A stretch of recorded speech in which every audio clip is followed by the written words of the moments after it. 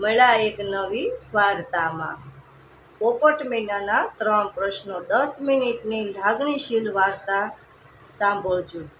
જય શ્રી કૃષ્ણ મિત્રો.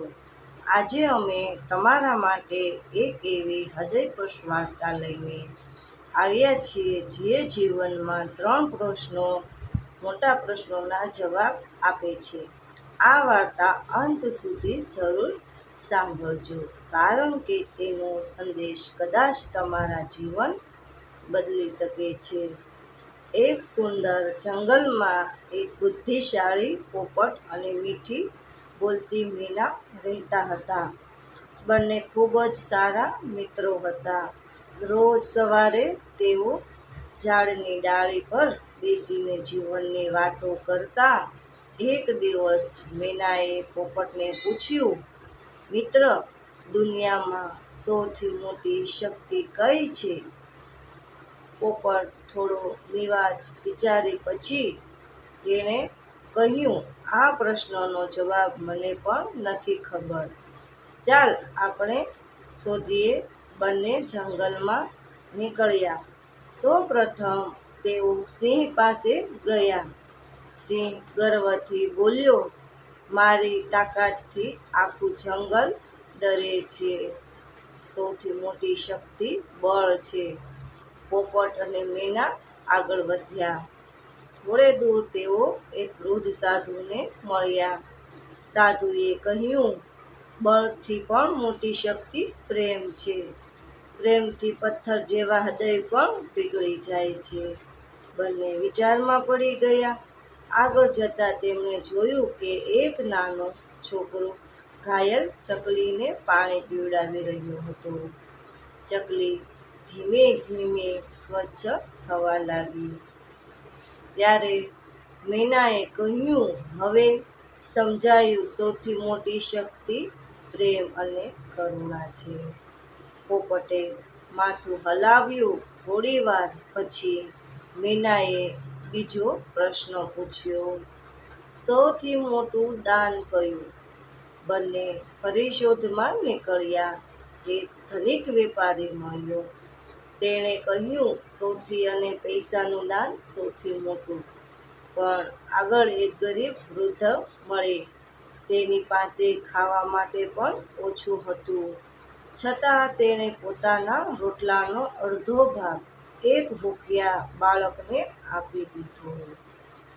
બાળકના ચહેરા પર ખુશી આવી ગઈ.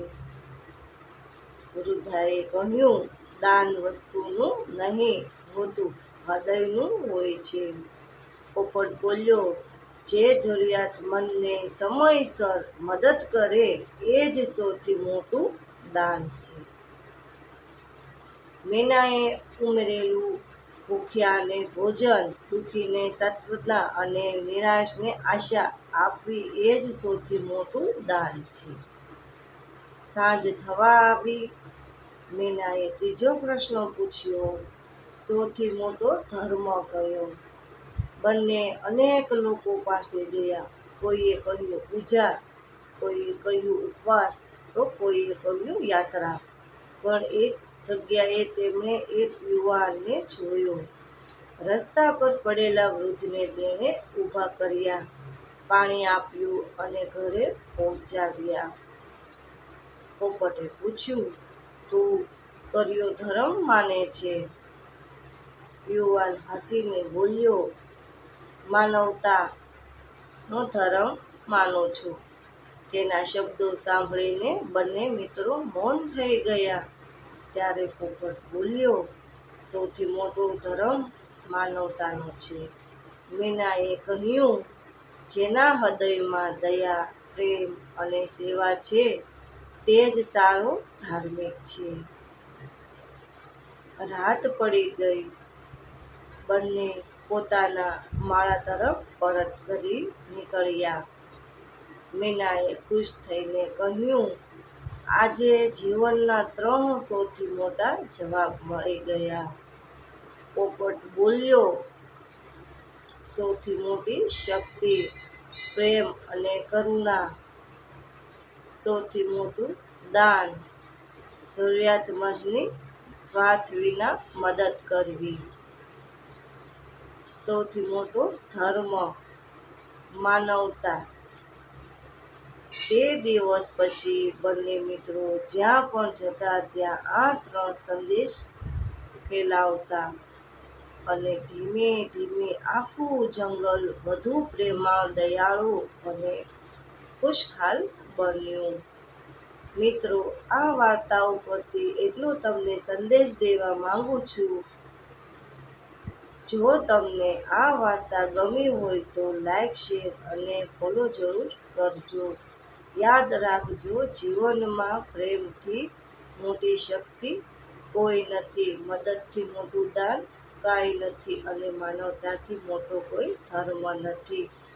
જય શ્રી કૃષ્ણ. તમારા મિત્રોને શેર કરજો. મળશું એક નવી વાર્તામાં. જય માતાજી મિત્રો.